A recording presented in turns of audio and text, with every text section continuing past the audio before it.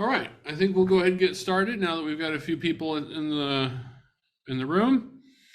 So my name is Brian Lippincott. I'm the head of communications for Free the Slaves, and I'm excited to welcome you to this webinar on human trafficking and climate change, understanding intersections and strengthening responses in the Philippines.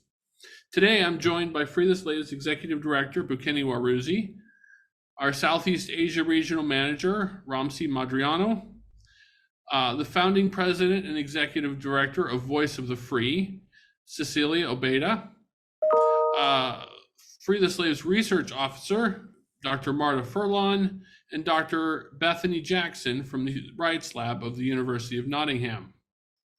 This morning, we're going to start with introductory remarks from Free the Slaves executive director, Bukeni Waruzi. Following the opening remarks from Bukeni, Ramsi Madriano will provide an overview of the context of the research. Cecilia will provide an overview of the human trafficking situation in the Philippines. And then Dr. Marta Furlan will summarize the findings from the research in 4 communities in the Philippines. And then Dr. Bethany Jackson will share considerations on the intersection of climate change and trafficking from research in other areas of the world. So, and at the conclusion of the presentations, we will have a time for Q&A. So as we proceed through these different presentations, feel free to post your questions in the Q&A section, and I will collect them for the panelists at the end of the presentations. So without further delay, I would like to turn the microphone over to Mr. Bukeni Waruzi for his opening remarks. Bukeni? Yes, thank you so much, Brian. And hello, everyone, wherever you are joining us from. I'm so very thrilled to have this opportunity today to participate in this very important discussion. I say very important discussion for a couple reasons. One, over the past decade, we have seen an increased focus on the effect of climate change in our lives, how it has transformed the way we see the world, the way we approach certain circumstances, and the way we understand the importance of climate change in mitigation. And the second is, of course, climate change not only has dominated in the past few years some of the key important discussions, both at high level and at low level, but I think we still have a few things that we need to learn to further our understanding of climate change. I remember, a few months ago in some rural areas of Kenya, where the drought have really made vulnerable the entire community, as they could not harvest anything due to the heat weather, and that has impacted tremendously their lives, and had to move from their ancestral community to another area where they have to start over to rebuild their life. And this is just one example. And I think there are so many. And at Free the Slaves, as we strive to ensure that local communities have enough information so they can adequately build their resilience and the resistance to modern slavery. So climate change appears to be one of the biggest threats among others. Of course, I am not underestimating other key threats that makes vulnerability to modern slavery a reality, such as poverty or corruption or lack of access to adequate healthcare, etc. But climate change is here, and we have to tackle it. So this project is one of the biggest projects at Free the Slaves, especially on the research, which really helps Free the Slaves really enhance the understanding of the vulnerability to modern slavery, within the local communities, and help these communities strive to resist and be resilient to modern slavery. So there is no longer any doubt that really the link between climate change and modern slavery is there. And we have to figure out the way, or the best way, we can eradicate modern slavery induced by climate change.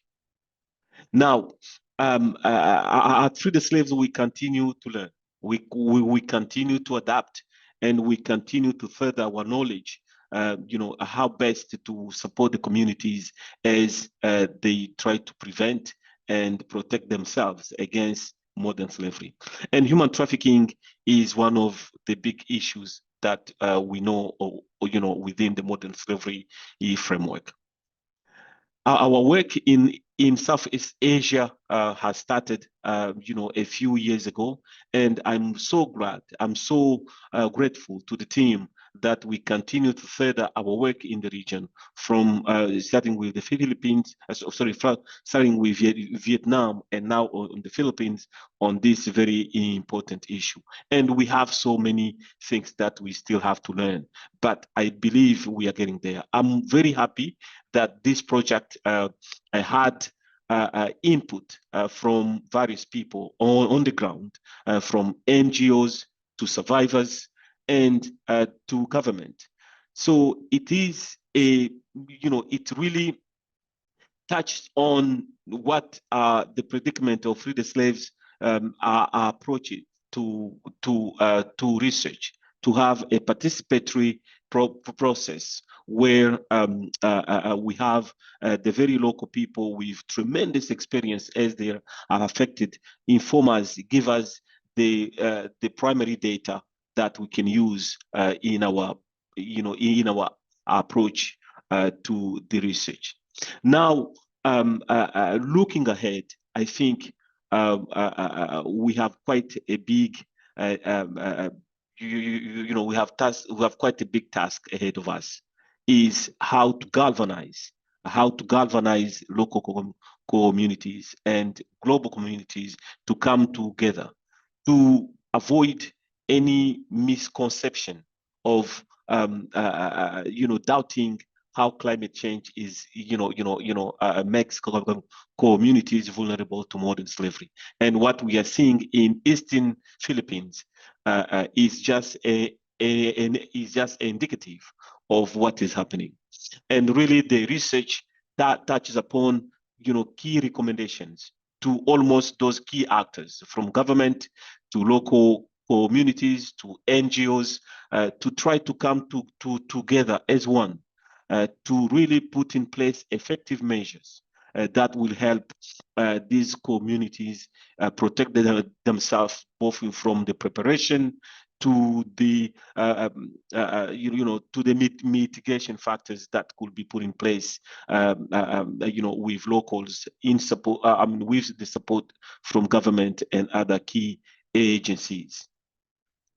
Now, I want also to thank our partner, our local partner, JPDC Philippines, for really the great support to make this project reality. Of course, without forgetting our donors who really help us continue doing this great work here. With regard to the research and other programmatic areas at Free the Slaves. And really, I want also to deeply thank and really express my gratitude to our speakers today, as they bring their expert knowledge, of course, from the Philippines, but also from the academic arena, to further our understanding, our knowledge on this issue. We can really not address this issue better without having further knowledge on it. So I think now the next the next minute will be very interesting one as we embark into these discussions, as we learn from the very expert and knowledgeable people on the topic. So I want to say thank you all for joining us from every corner of the world. I know you have so many other important engagement, but we are really deeply grateful for taking the time to join us today as we discuss and further our knowledge on this very important issue. So I want to say thank you so much. to my colleagues, Romsi and Dr. Marta, and also Brian, for all organizing this, but most importantly for the great work done, in the Philippines, both from the start of this project to now being disseminated as we learn more about what were the findings. I'm not going to talk more about the findings because I know we have experts here who will talk more about that, not about also the methodology or any other things, but I really, look forward to a very interesting discussion ahead as we learn more about the nexus between human trafficking and modern slavery, and climate change in Eastern Philippines. Thank you, and I yield back to you, Brian. Thank you, Bukeni, for that important introduction to our time today. Our next speaker is Ramsi Madriano, Southeast Asia Regional Manager for Free the Slaves. Ramsi, the floor is yours.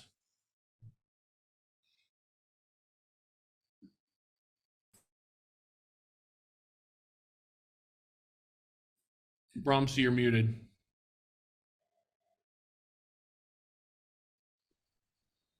Thank you, Brian, for that introduction.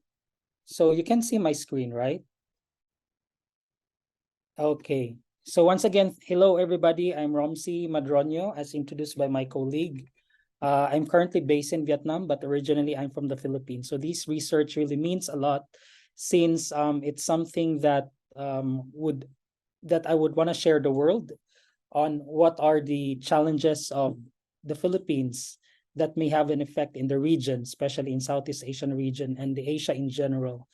Because as we all know, climate change is a real challenge. So I'm just given around 10 to 12 minutes. So I'll just do this quick, but my role is to let you understand what's the situation of climate change in the Philippines and some forms of trafficking. And I will also present like the findings, and later on, my colleague Dr. Marta Furlan will present the recommendations as a finding of this research, or as a result of the research that we conducted in the Philippines last year. Okay, so I just want to have us all a review of what is climate change. Okay, so as we all know, climate change is the change of temperatures and cycles of weather. So since 1880s, our scientists or the science community has been tracking or monitoring global temperature. And as we all know it, the planet has become warmer. Thus, the climate or the patterns of climate is changing. Okay, so what causes it? Basically, due to the burning of fossil fuels, deforestation, and also with a reduction of biodiversity. So why is climate change a problem? Simply because climate change disrupts weather patterns. It causes extreme weather events to become more common. And these activities are all very present in the Philippines. That's why we have chosen this country to be a pilot country for us to understand the nexus between climate change and human trafficking. So with all of this, the climate change has an effect with coral bleaching. We know that once corals are dead, there will be a loss of biodiversity in the ocean, and that would become a problem for our fisher folks or the population who would be living beside the sea or in the ocean, who would rely to fishing as an industry. And as a result, that would also affect us because many people would rely or would consume seafood, correct? And then also there's species loss, especially as we have been commonly hearing in the news. There will be some losses of bees, and that would affect agricultural production. And also there's drought that would affect farming. And also here's the rise in sea level that is very observed or commonly observed across anywhere in the world. Now, when we look at the Philippines, where it is located, you can see at the map, it's located just facing or primarily facing the Pacific Ocean. So it's an archipelago. It has more than 7,641 islands, and it has approximately 110 million people as of 2021. And when it comes to its economy, it relies heavily on agriculture, manufacturing, and some services sectors, especially business process outsourcing. And it enjoys remittance inflows of Filipino overseas workers, which the Philippines enjoyed $36.1 billion US as of last year. And when it comes to cultural diversity, it has 182 ethno-linguistic groups, which these groups are highly vulnerable.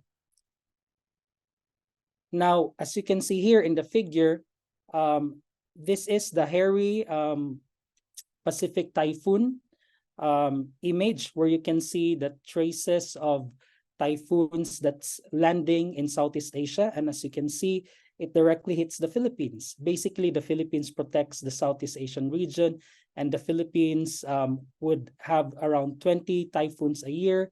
And as a matter of fact, last 2013, we had the strongest typhoon ever recorded in the history of the planet. It was the Typhoon Haiyan, which has claimed 6,000 lives in the Philippines, primarily in the Eastern Visayas. And because of this, the Philippines makes it very, very vulnerable. Last 2019, the Institute for Economics and Peace ranked the Philippines to be the most vulnerable to the effects of climate change, followed by Japan, Bangladesh, and some Asian countries. Okay, and then when it comes to climate change projection, in the next 30 years, the temperature in the Philippines will increase up to 2.2 degrees Celsius. There will be more wetter seasons and drier seasons because the Philippines has only two seasons, the rainy seasons and the summer.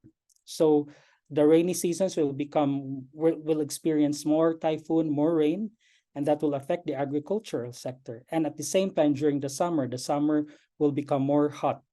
Okay, and then there will be more increase of incidents of extreme weather and hazard events, and the sea level rise will be very significant. In fact, the capital Metro Manila, by 2050, around millions of people will be affected by the sea level rise. So what will be the key climate impacts? It will impact the agriculture sector, the coastal ecosystem, even the supply of water, the infrastructure services, human health, and then energy.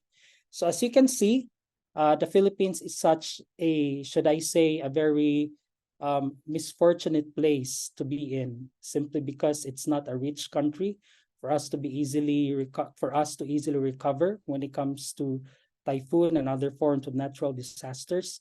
And at the same time, even if we have been experiencing these calamities, but for the past 8 years, we are a tier 1 country.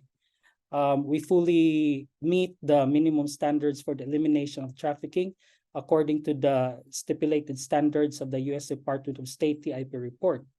Now, as you can see, even if the country is a tier 1, there are still challenges present, various forms of human trafficking that can be observed in the nation.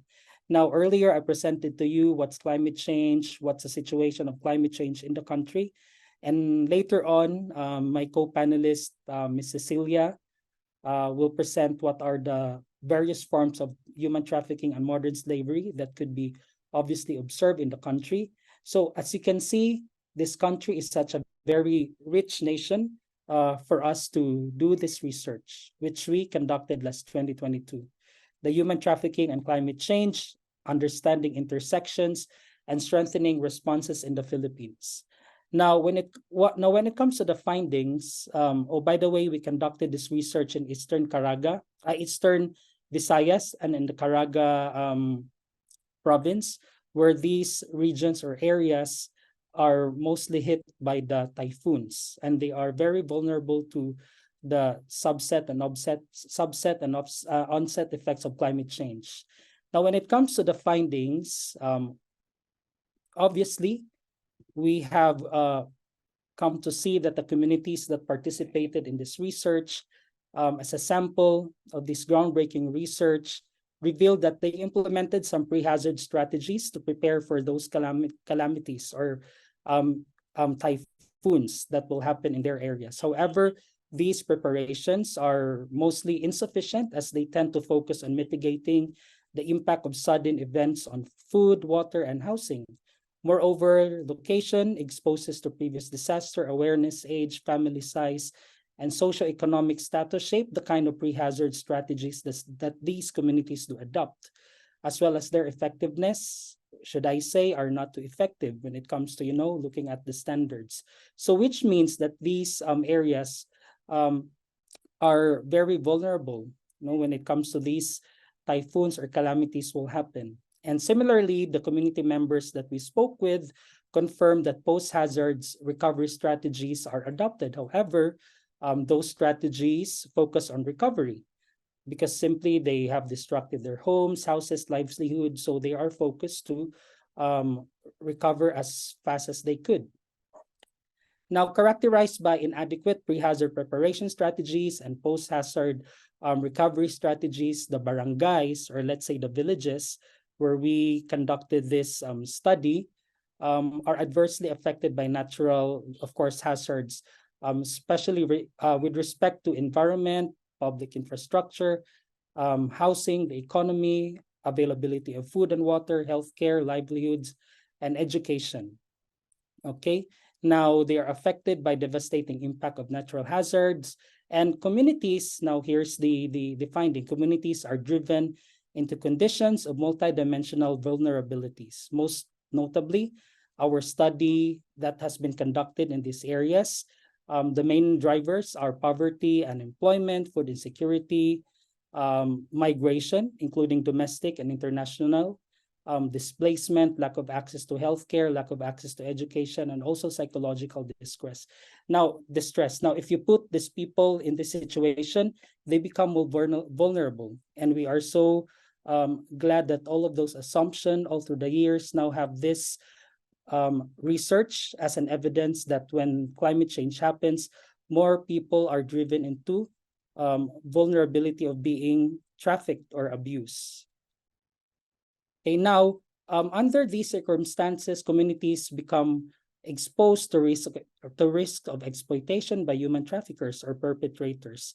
Now, in these areas, notably, what we have observed are, in terms of various forms of slavery and human trafficking, we have observed labor trafficking and forced labor. So this is especially observed in the fishing industry and in the construction industry, and also with the stream mining industry in the Caraga region. Now, however, forced labor is also observed in domestic sectors, especially when individuals, mostly women, resort to domestic or international migration to cope with the negative effects of calamities, simply because they want to continue providing for their family. And also what has been observed is child labor in these areas. This is especially observed again in mining, construction, agriculture, forestry and logging, and manufacturing. Now, in these sectors, children are employed for extremely long hours, are paid below the minimum wage, are exposed to hazardous situations, are denied of protective equipments. Most often, hazardous child labor is associated with school dropout. So you see the effect that's happening in the community. When there's typhoon, more people are driven, to insecurities, and then they found themselves to be working, even children, even if they don't have another choice, even if they should be in school, but they chose, to work and also help their parents and provide for their family. Now, typically, children involved in hazardous labor come from poor families that lose their income after natural hazardous events, and they find themselves forced to resort to negative coping strategies. Okay.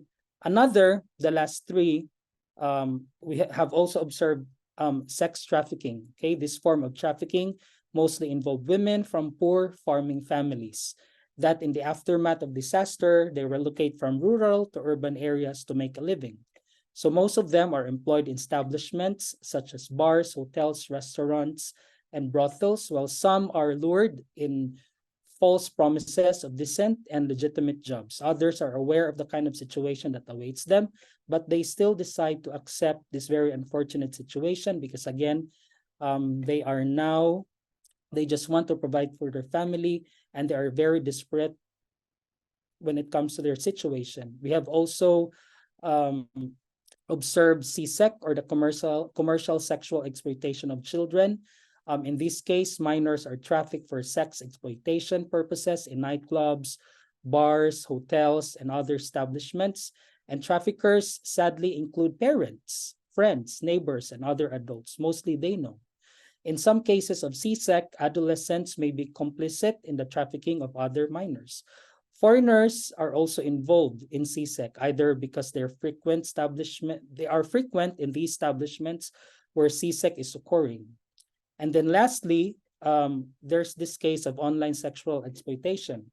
Here, children are forced into taking nude pictures or videos that are later sold online or are forced to participate in online sex chats. Now, most of the clients are coming from abroad, okay, because these people are organized. Most of the perpetrators are parents or people that they know. They're organized in their village, in their communities, and at the comfort of their home, they can do this crime. And sadly, some parents would even deny that they have put their children at risk on this very heinous crime. Now, as you can see in this research, which will be presented further by my colleague, Dr. Marta Furlan, earlier when it comes to the recommendation that we should do, the Philippines is such a very dynamic country. Even if it enjoys fast economic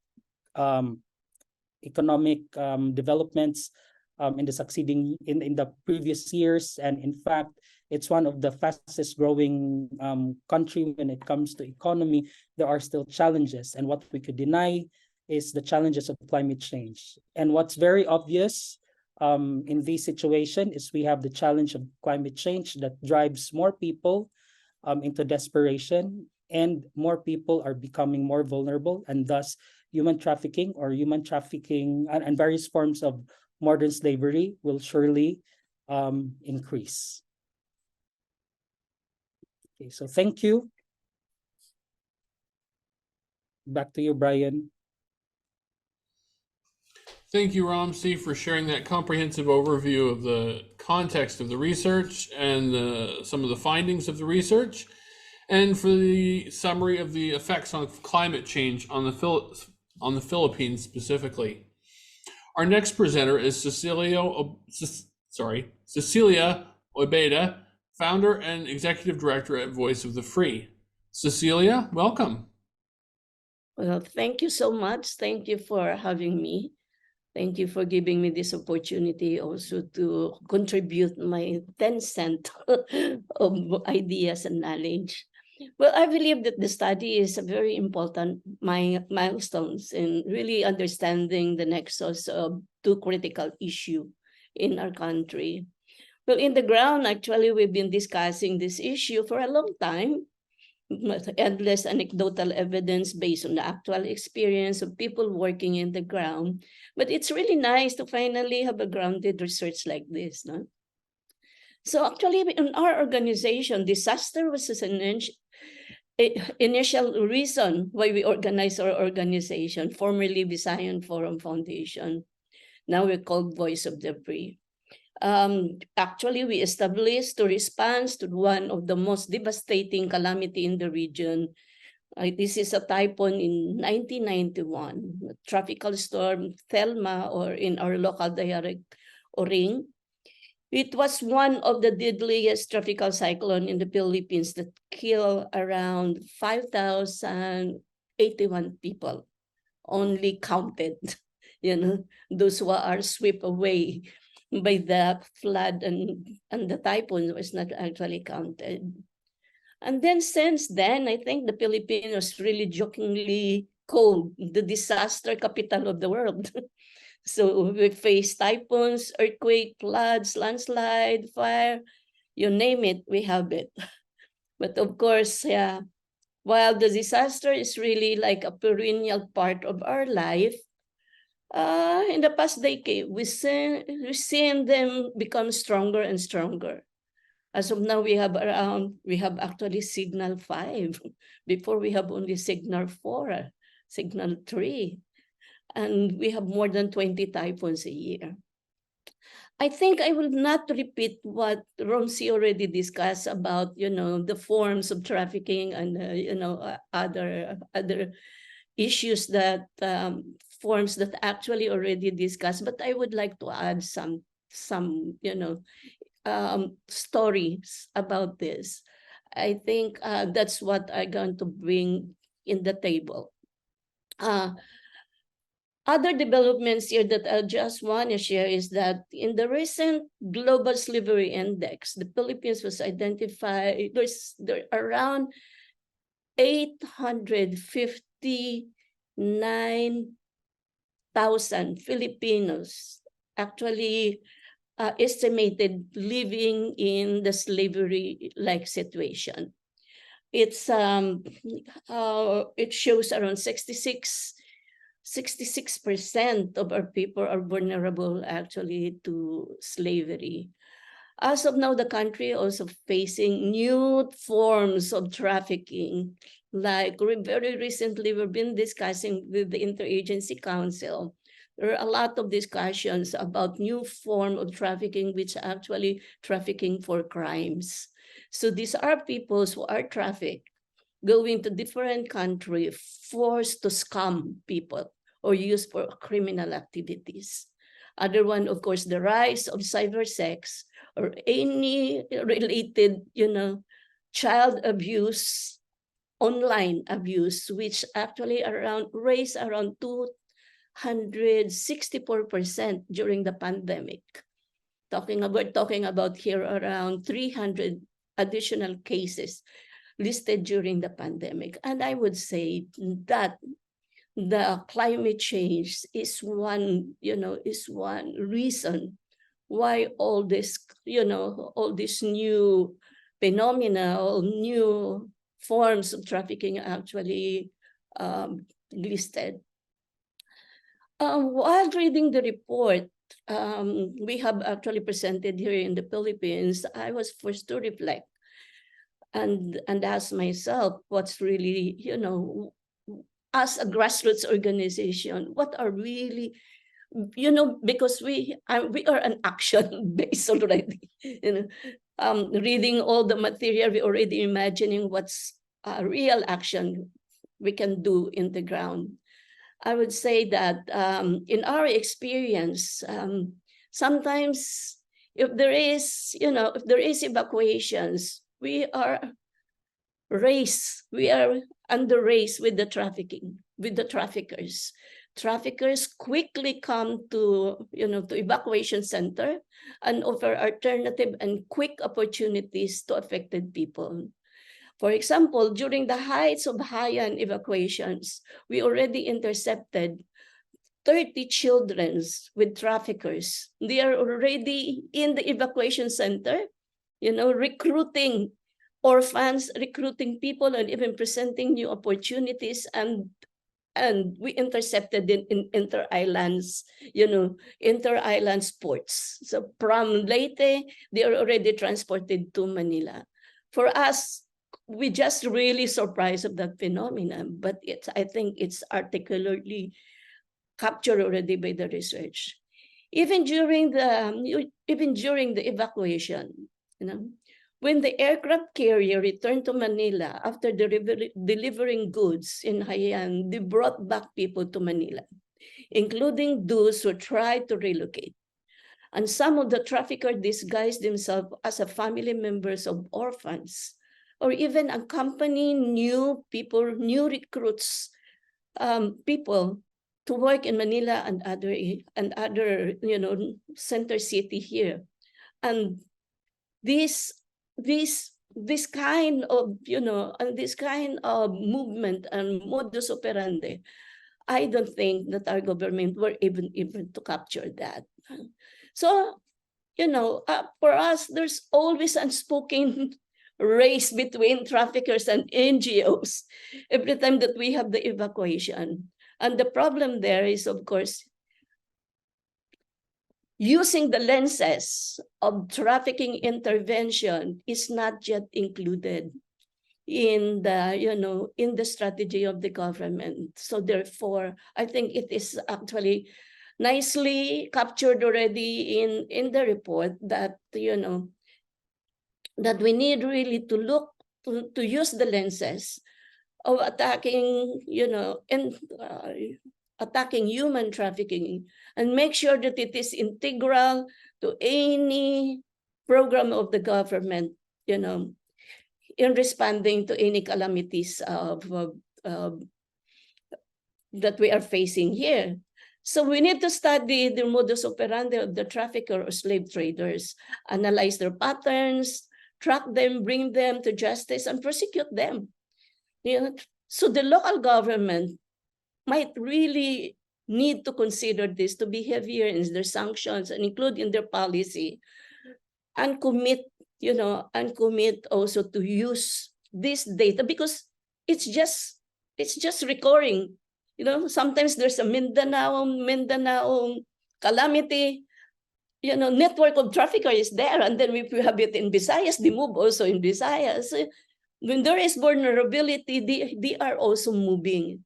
So I think for me, this research is very important for us as an NGO to lobby to the government, especially in their developing responses, to use the lenses and strategies of traffic and make it as an integral to all the effort pro and post calamity. And of course, yeah, that's my take. That's my my added suggestion here. Thank you. Thank you, Cecilia. Thank you for sharing your experiences on the front line and the human reality of the trafficking situation in the Philippines. Now, Dr. Marta Furlan will share the additional details from the findings of the research and discuss the recommendations that originated from the findings of the research.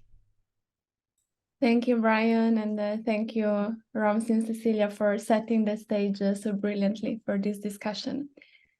I will share my screen.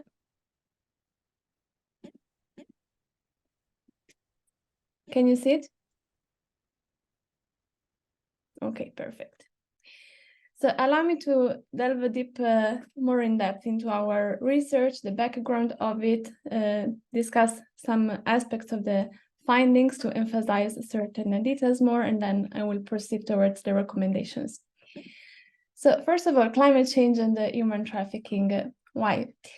Well, vulnerability to human trafficking, as we all know, is determined by various social, economic, political, and cultural factors. It can be conflict, it can be lack of access to education, poverty, unemployment, human rights violations, and the list is a very long one, and it could take all morning to discuss it. However, it is increasingly recognized that climate change also intersects with the reality of human trafficking, and this happens in different ways.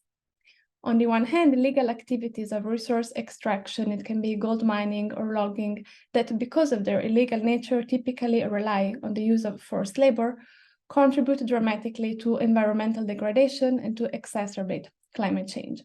And in this regard, last year, Free the Slaves did a very interesting research project on the Peruvian Amazonian region to explore these dynamics of illegal resource extraction, environmental degradation, climate change, and forced labor.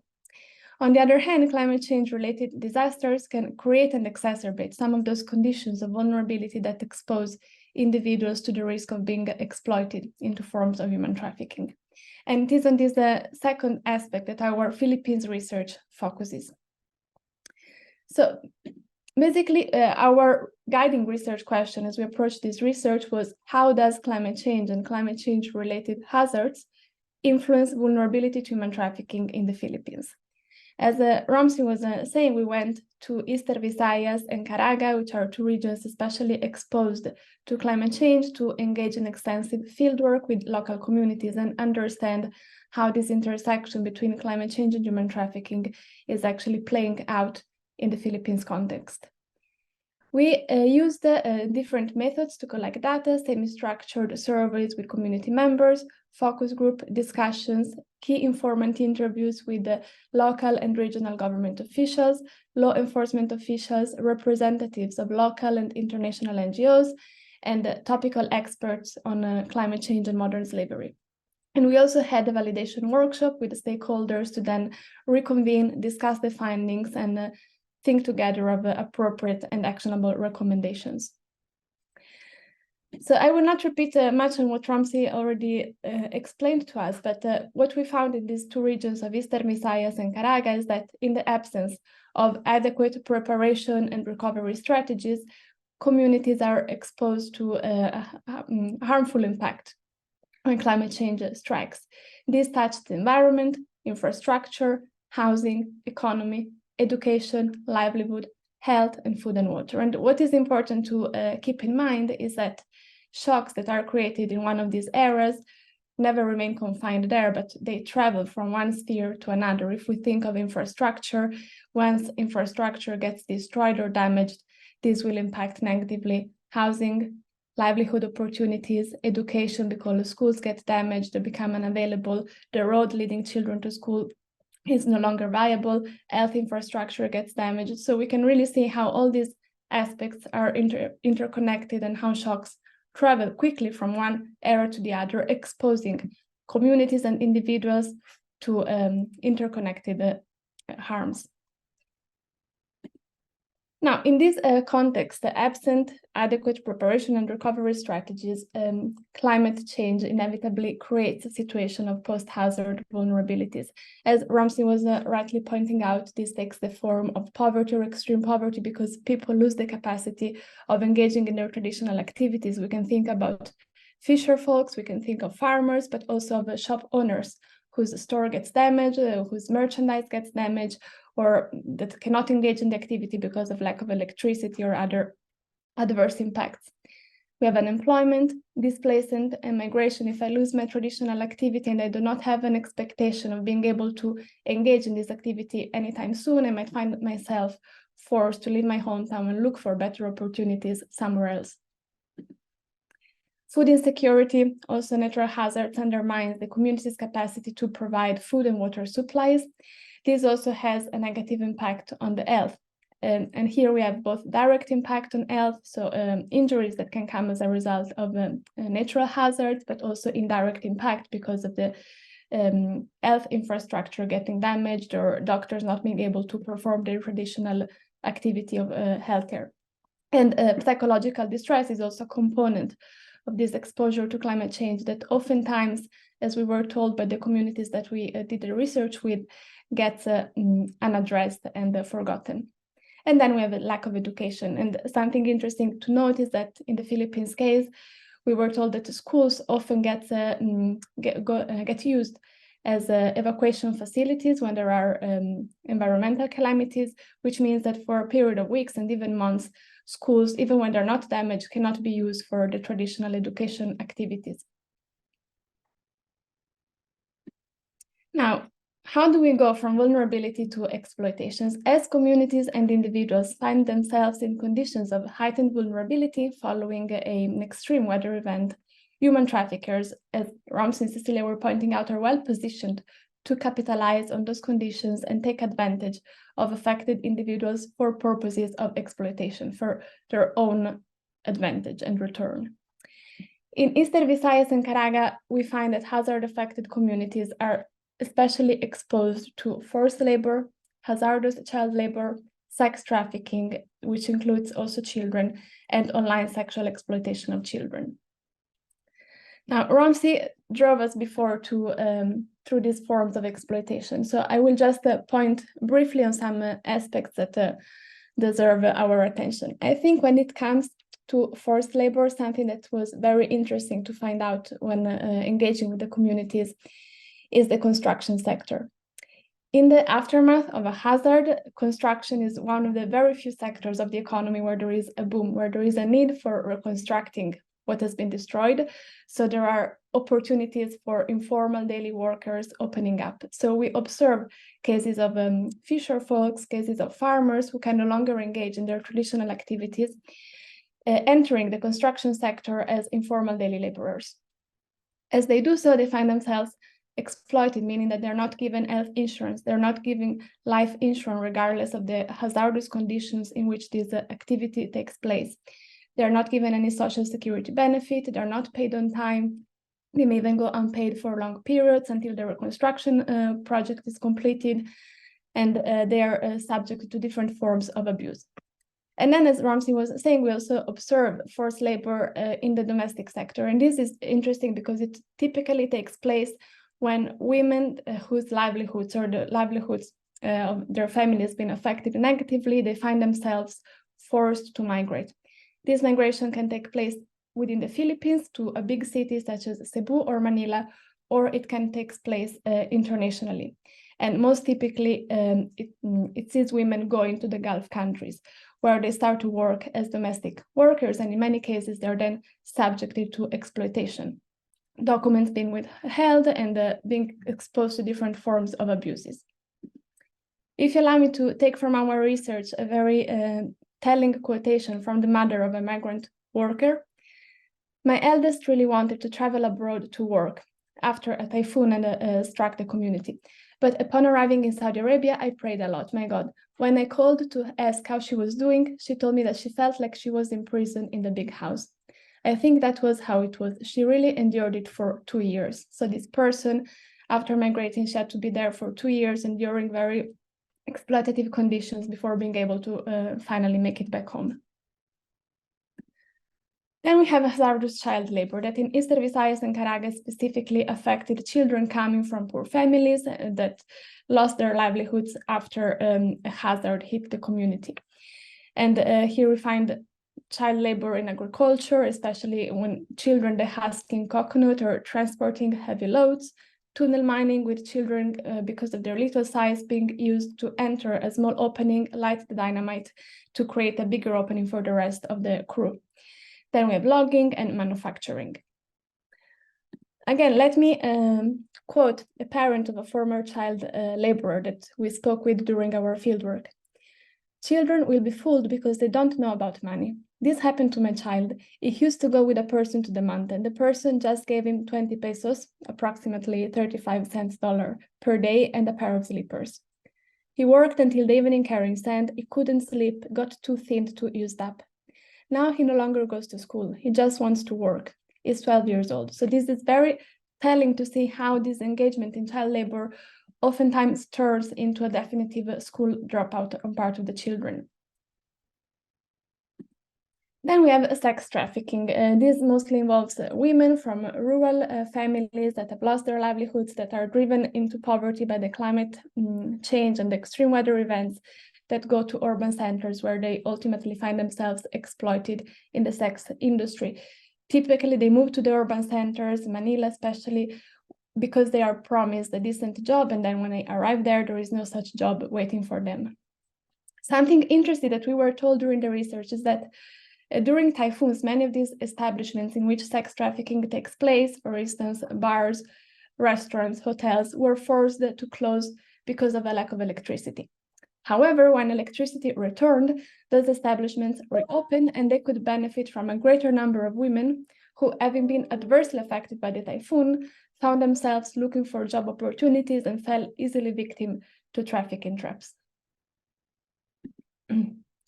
Again, a quotation from our research: "Persons affected by disasters are more vulnerable to human trafficking. Some of our girls, so girls coming from that community, their families are farmers. And then their farms were destroyed by the typhoon. So the daughter will be the one trying to find a job, and without knowing, she will be at risk of trafficking." And finally, we found many cases of online sexual exploitation of children, in which it is typically the parents that act as traffickers. And these, from our conversations with the communities, the families, oftentimes comes from a perception that because it takes place online, it is not real trafficking. It is not going to be harmful for the kid, which of course is a misunderstanding of the phenomenon and its long-term impact on the child's development and the well-being. And we were told that this is mainly a problem driven by a financial need. It is a quick and the easy way in which parents do money, again, driven by their unawareness and the misunderstanding of the phenomenon. So what did we derive from this research? Recognizing that natural hazards increase the vulnerability of individuals and communities to exploitations by traffickers, we believe that actions that address climate change-related vulnerabilities become a much-needed strategy to end the conditions that allow modern slavery to exist. So in other words, we suggest that actions capable of strengthening communities' resilience vis-à-vis the negative impact of climate change are fundamental to ultimately strengthen communities' resilience to human trafficking. And here we are putting forward a whole of society approach that sees the contribution of governments, civil society, and community leaders. More in detail, our recommendations for the government are to strengthen the capacity of local communities in climate change affected areas. So build the capacity of communities to adequately prepare for and respond to extreme weather events. Secondly, enhance the quality and the quantity of post-disaster assistance. Recovery should include cash for work programs, financial assistance for housing, reconstruction, and other needs, scholarships for students, and holistic healthcare, so that takes into account psychological well-being as well. And the distribution processes should be equitable and just, and no discrimination, no preference should take place, which unfortunately is something that we were told is oftentimes the case. Finally, introduce modern slavery considerations in sustainable development programs and climate change policies. So rather than addressing these fields as isolated, understand interconnections between them and add a modern slavery lens to developmental policies and climate policies. What about NGOs? What can civil society do?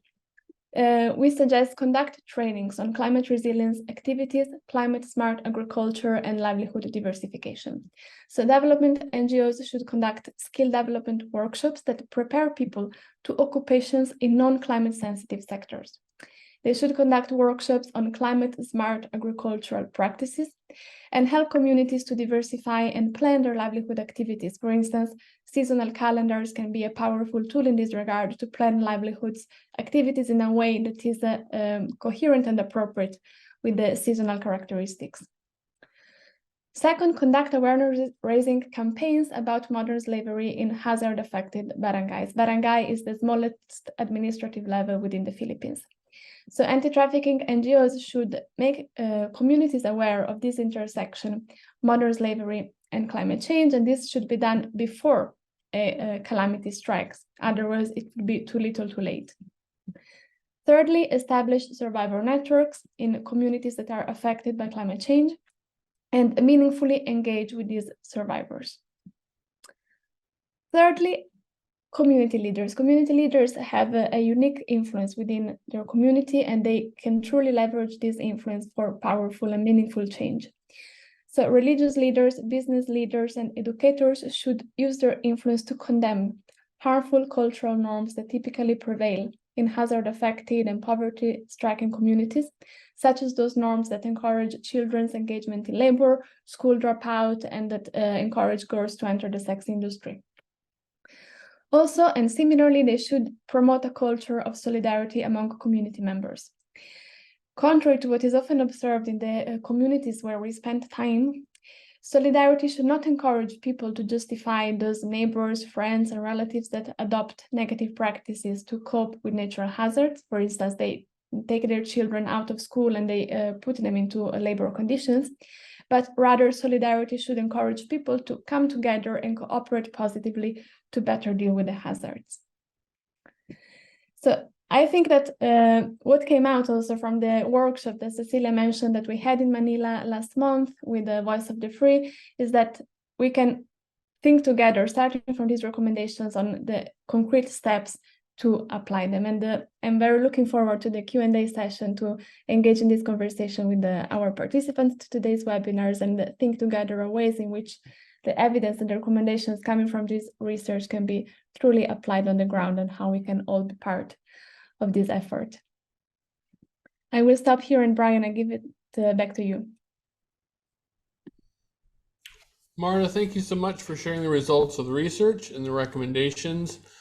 I'm sure that our guests will have many more questions for you when we reach our Q&A time. We will now hear from Dr. Bethany Jackson, who will share considerations from other research projects on the intersection of climate change and human trafficking. Bethany, welcome. Thank you for having me. I want to thank everyone for inviting me as someone who has not done any work on the Philippines, but is working in a similar space.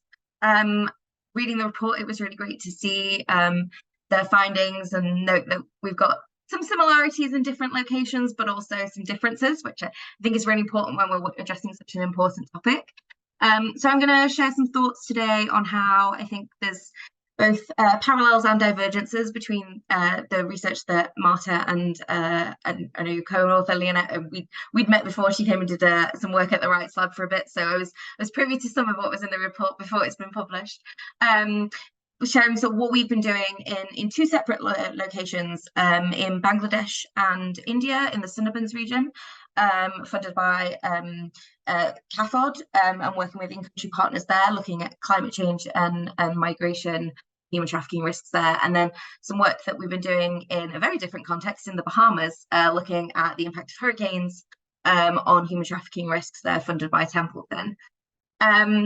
So we regularly look at the same sort of multi-directional framework between modern slavery and climate change. That's essentially all I've been doing for like the last 7 or 8 years of my career, and drawing together in sort of the two different communities. I'm really passionate that if we're to be able to fully address risks of modern slavery impacting on the environment, and then the environment impacting on risks of modern slavery, that we need to get both the anti-slavery sector, which is very involved and active in this space now, which is really encouraging, to also onboard and get involved those climate change actors that can really push forward drivers and change. And I don't just think about that in terms of other locations where that's happening, but also sort of how we're dealing with that in the UK context as well, from a local and also international response angle.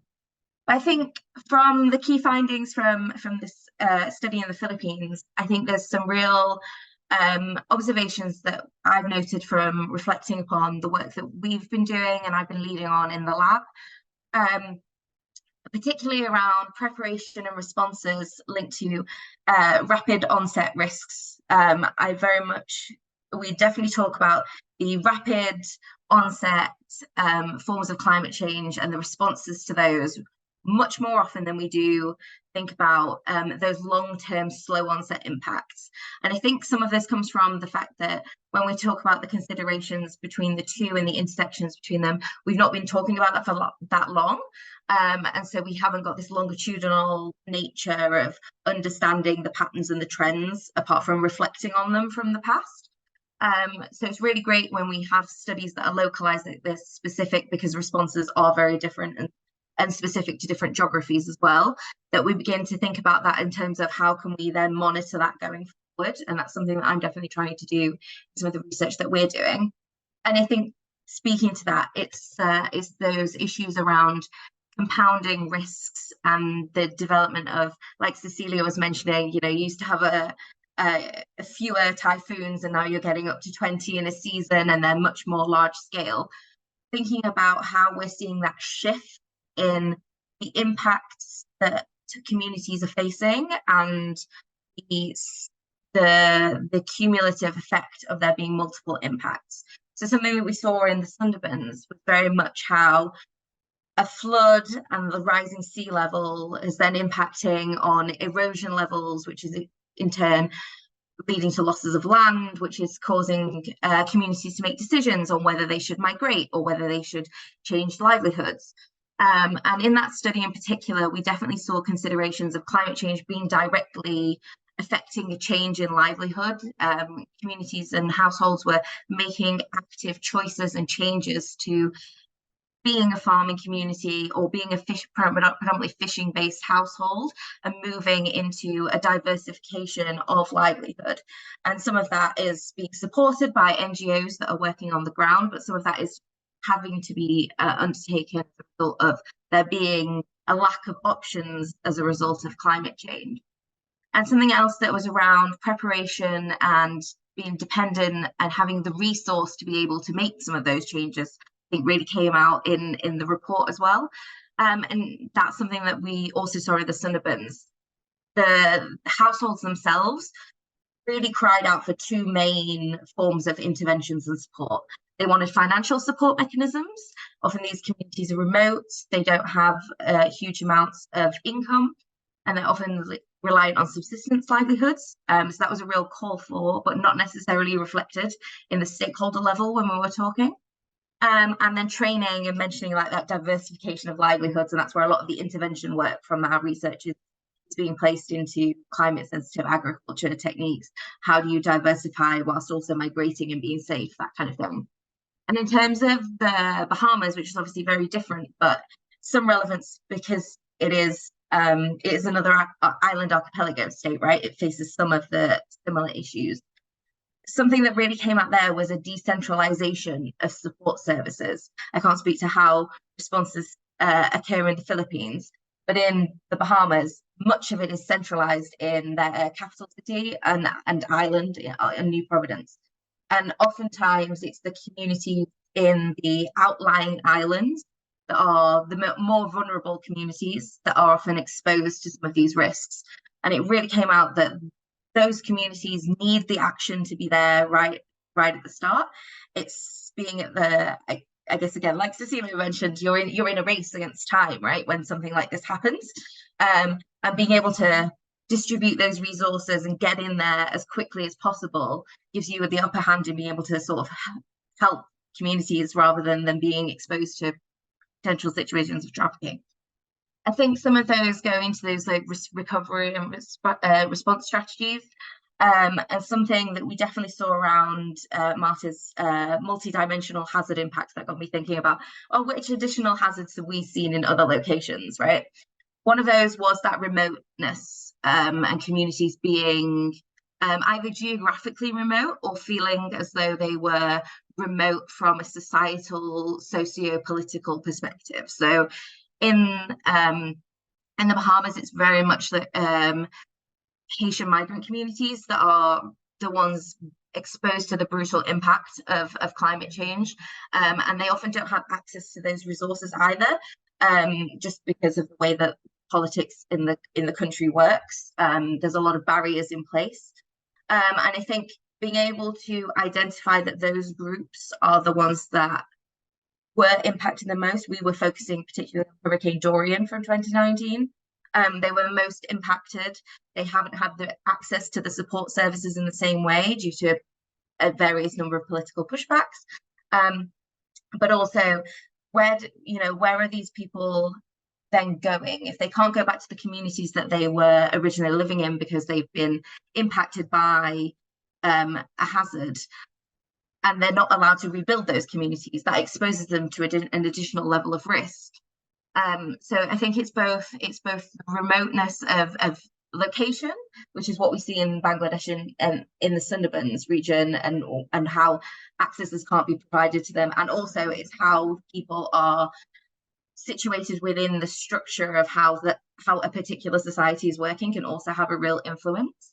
So they were the two sort of additional dimensions along that we were seeing in other locations as well, that I think really something that would be interesting. And I think it was Romsey that mentioned it earlier around these strategies that people were putting in place and how they might be potentially have been negative in the way that families is making choices that would be deemed to be negative, but it's something that is done.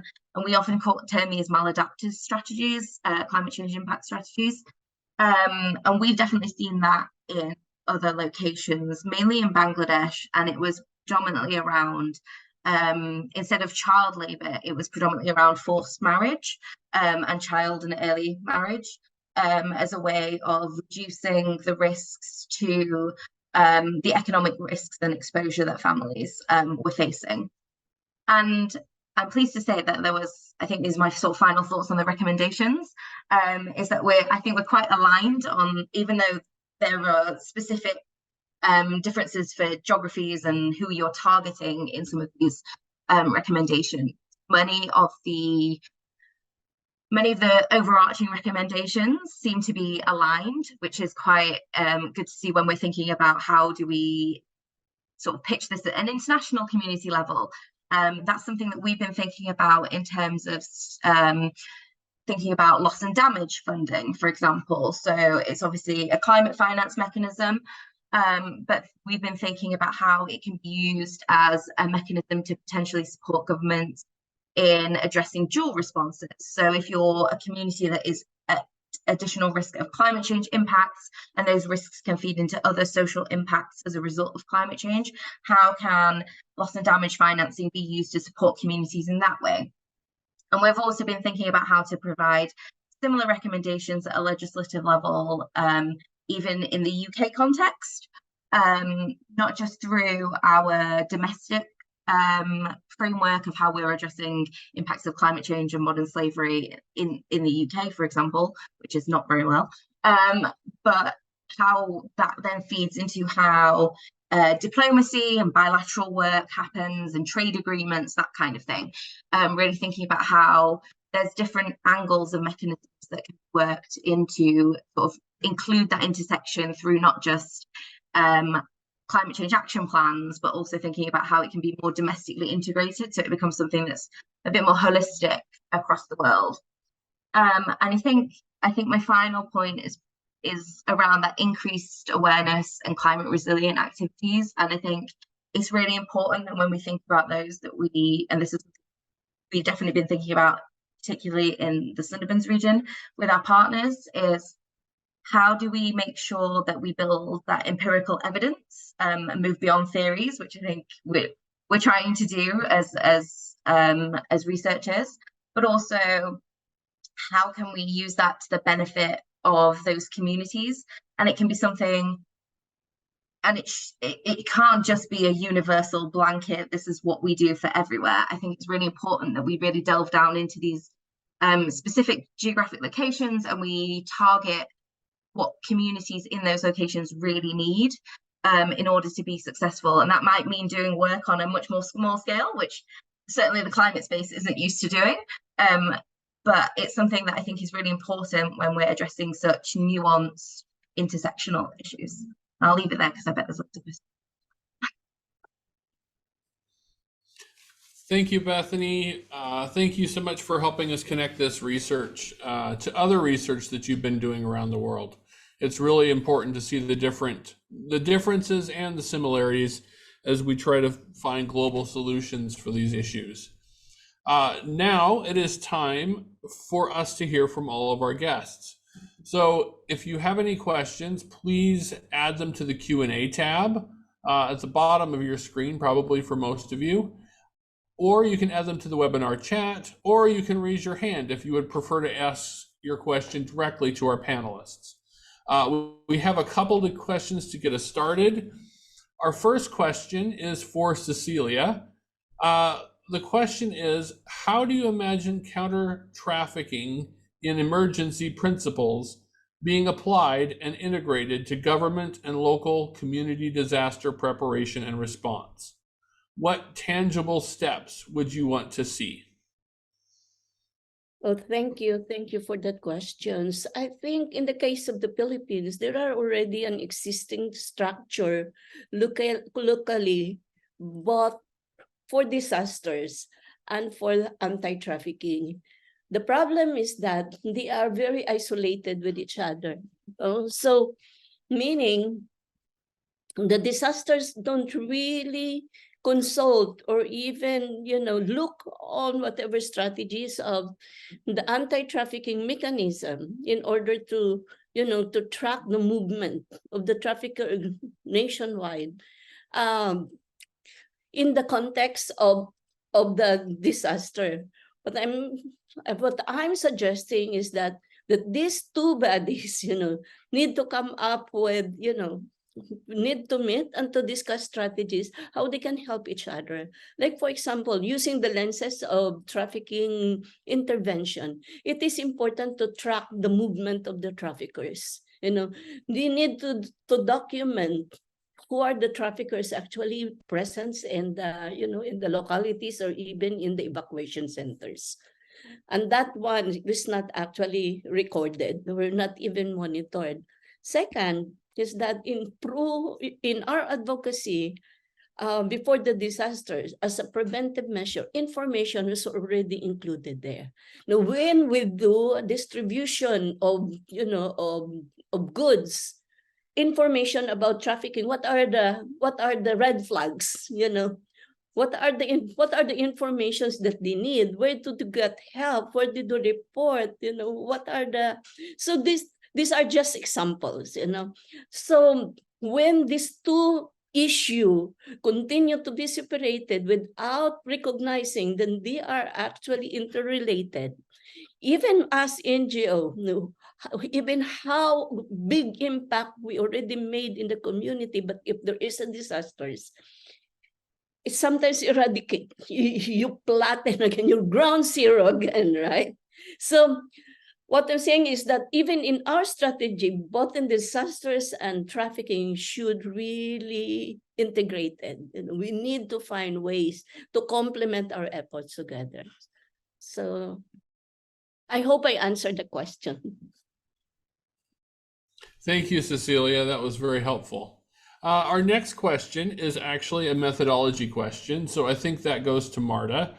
Marta, how did you establish the causal link between the hazard and the trafficking in forced labor?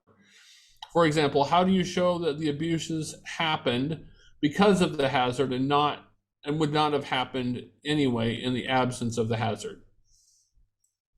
Yes, thank you very much to Claire, whom I also wrote the question. I think it's very important. And what I didn't mention before when discussing the research, and I'm happy that I can do it now, is that we didn't find that human trafficking doesn't happen before climate change, extreme weather events, and then happens as a result of it. What we found working with the communities in the Eastern Visayas and Caraga is that human trafficking in certain forms and to a certain extent was a phenomenon already present within those communities.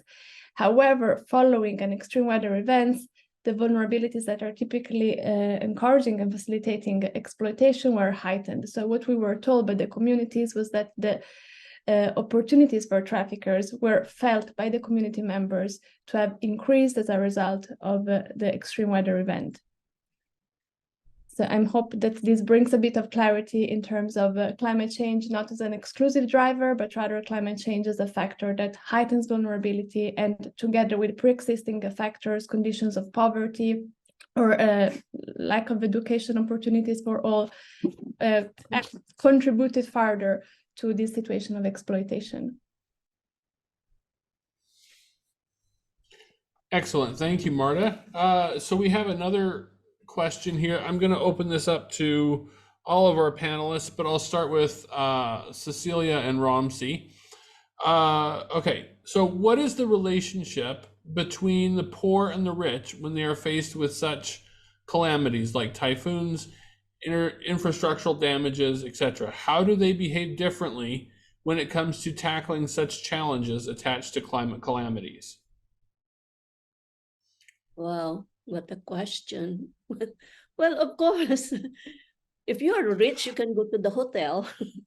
You can easily navigate, the crisis. But yeah, but for the poor, they don't have any choice. They have to stay in the community. They don't have any resources, and they don't have any choice but just to, to wait for the help. As Romsey already mentioned earlier, the Philippines is an archipelago. We are divided by what 7,000 islands? 10,006. 1,006 islands. If it is high tide, and we are smaller when we are low tide, right? Yeah, so the movement, and usually the poor is actually live in what Dr. mentioned, Dr. Jackson mentioned, that they are isolated, most of them, So these are so definitely it is very difficult for them to navigate on this kind of situation and in crisis. Definitely not an inch to compare to the rich. Mm-hmm. Brian, I want to add to what Cecilia said.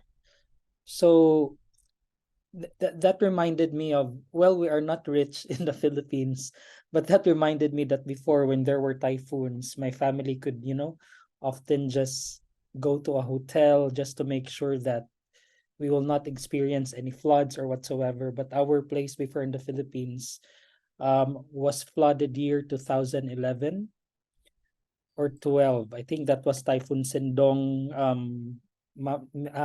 Miss Cecilia. At that time, of course, there will be power outages, etc., etc. So when that typhoon happened in the middle of the night, like the water came into our house, maybe just it didn't even reach to our knee level, but we were so devastated with that event. But we didn't know that few kilometers from our place, many people were dying. So when it comes to like the question here, how would rich people would respond? The following day, you know what? Rich people could go to the grocery, buy their supplies. Since the government couldn't impose right away that there would be some limitation of what you can buy. So mostly rich people could buy whatever they want, and that would leave the nothing or the poor people cannot buy what they need. So the poor people would just wait for the government responses. Then what's good thing also is that rich people, I mean in the Philippines, I hate to use this word resiliency, quote unquote, because it becomes an excuse for the government to say that Filipinos are resilient. But to be honest, yes, Filipinos are resilient, but you know, it shouldn't be like every other typhoon. People would respond, and Filipinos are really very helpful with each other. So rich people would have the tendency to give, to reach out, provide what the poor people couldn't have. So there's that relationship between the rich stakeholders and the government, that they help those who couldn't have, you know, especially the most important ones, food, etc., etc. So when it comes to the dynamics of the rich and the poor, it's really very obvious. You know, you could see everything in the Philippines because we also have the rich of the rich and the poorest of the poor the in the layers of the pyramid. Now, the saddest thing is that those who are really in the poorest of the poor, they would experience everything, the hardest thing that you know that you could imagine, like they would lose the lives of their loved ones, but then the following day they would still have to find food for their family, you know, while the rich could just resort to just repair their homes, or opt to transfer to another place because they could afford. You know, those are the realities. However, it's a reality that typhoon climate change has no choice, doesn't choose anyone. Rich, poor, you could be affected. But when it comes to recovery, of course, it's very obvious rich people could recover easier than those who don't have, like those who are at the bottom of the pyramid. They would just wait for the government to have relocation efforts so that they could be relocated. Since most of the areas that were flooded will not be allowed by the government to be, you know, erected with other structures or homes for that cases by those who were victimized by the calamity. Yeah, so I hope that enlightens the discussion or the question.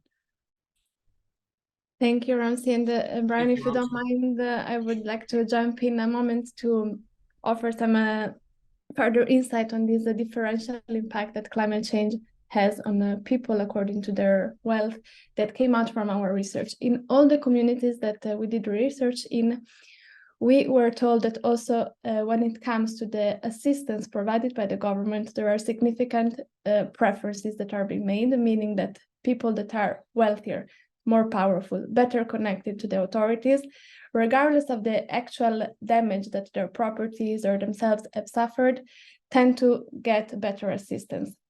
So this, I believe, is very important to shed light on how climate change has a differential impact and how this impact also intersects with pre-existing class inequalities and social inequalities. And this is why before, when I was going through the recommendations addressed to the government, I emphasized that the distribution of assistance should be indiscriminatory and shouldn't make preferences, because unfortunately this is something that we have been observing or that we've been told in the communities where this research was conducted. And I'm sure that this is not a unique and isolated case, and that these forms of distribution of assistance takes place in many other contexts. Excellent. Thank you, Marta. Currently, I think that is all of our questions except for one. So if you have a question and you haven't added it to the Q&A tab or to the chat, please do so now. I'm going to jump to one other question that we've received that is not quite on the topic of the Philippines, but I think also is important to answer. And so Daoud is asking about forced labor and child labor in East Africa, and is wanting to know what are some good practices that other countries can use to eradicate forced labor and child labor. And then the second question that he's asking is it possible to organize similar research in his country, in Djibouti? So I'm going to send the first question actually to our executive director, Bukeni Waruzi, if he's okay with that. Just a general overview of how countries can begin to address forced labor and child labor. And then we'll jump to Marta to talk about the possibilities of research regarding climate change in East Africa. Bukeni? Yeah, thank you, Brian, and thank you, Daoud, for the question. Yes, there are many ways countries can effectively address forced labor and child labor, both in terms of best practices with regard to policies, with regard to behavior, and with regard to cultures. But I think what is most important is not to have those on paper, but is pretty much how they are effectively implemented. So there are many frameworks that are being used in terms of best practices for addressing forced labor and child labor, both from the UN or maybe some other international recognized frameworks, including legal frameworks. I know probably I don't have much information about what kind of a legal framework Djibouti is part of, but I think there are so many that you can find with regard to the ILO or conventions and other key frameworks that I think Djibouti is part of. The other thing is really practices from the community actors. Very often, as we know it, modern slavery happens in local communities. So what are the key practices and strategies that are in place and available for communities to really effectively build their resistance and resilience to forced labor and child labor? This is pretty much what I can say in a nutshell, without being too specific because of my very limited knowledge of the Djibouti framework. But I understand being in the Horn of Africa, where there are kind of a hazardous effect of the sea, that can have an effect on more than slavery in the country. The last thing that I want to mention is, is really how to prevent worker migration. For example, you have so many women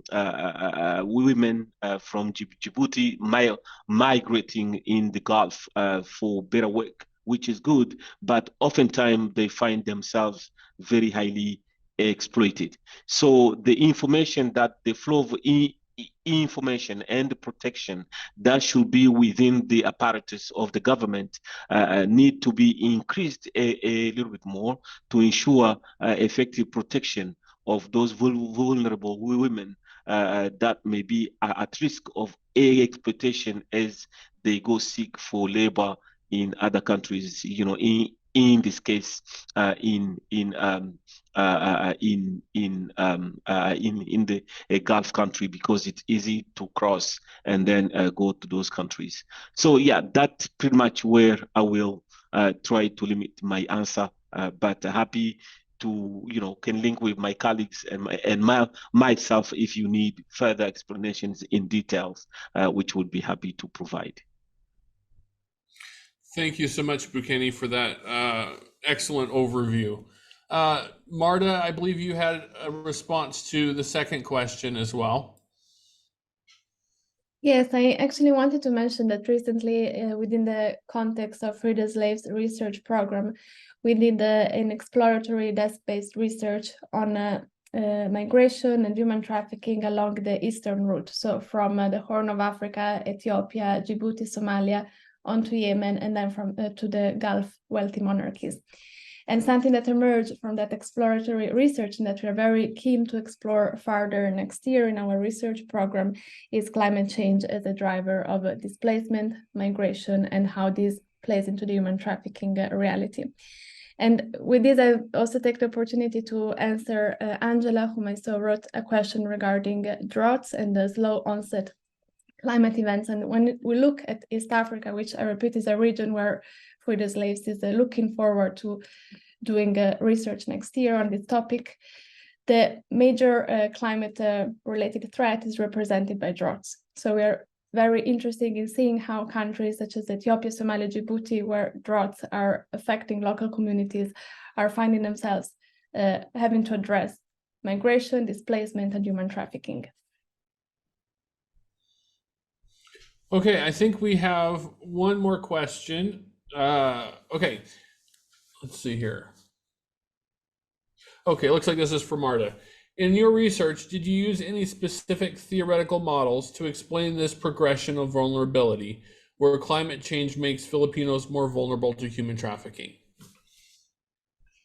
Well, yes, we did have a theoretical framework. For those that are interested in this specific component, the full length report of our research is available on Free the Slaves website.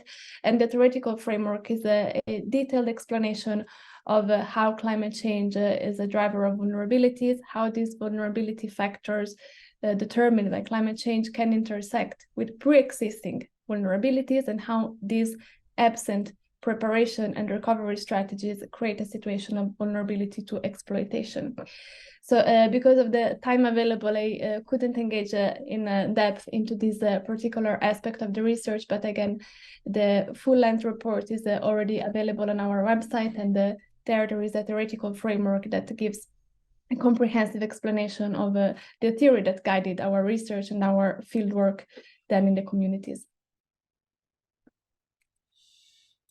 All right, thank you, Marta. Are there, before we close, it looks like we're about 2 minutes from the planned end of this webinar. Are there any other questions? There's another one from Angela Pontororing. Oh, I think Marta answered that one already, unless there's a second question. Yes, I was mentioning that our research on the Philippines, because of the specific characteristics of the country, where typhoon was the most common, as Cecilia and Ramsey were also saying, common extreme weather events, we were focusing on rapid onset hazards. But moving forward, as climate change and human trafficking remain topics at the priority list of our research program, we are very much interested in exploring also the dynamics that play out when there are slow onset events such as droughts affecting communities. Excellent. Thank you for that recap. I just noticed, to other people who are maybe not looking at the chat, Dr. Jackson just added a link to another climate change related study out of Kenya to the chat if you're interested in furthering your reading and education. Before we close, any other questions that haven't got answered that you would like to throw in very quickly? You can raise your hand or throw it in the chat. Otherwise, we'll wind down this webinar.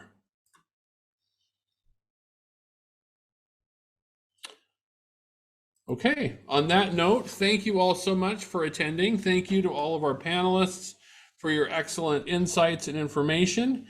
And the recording of this webinar will be up on YouTube here within the next week or so.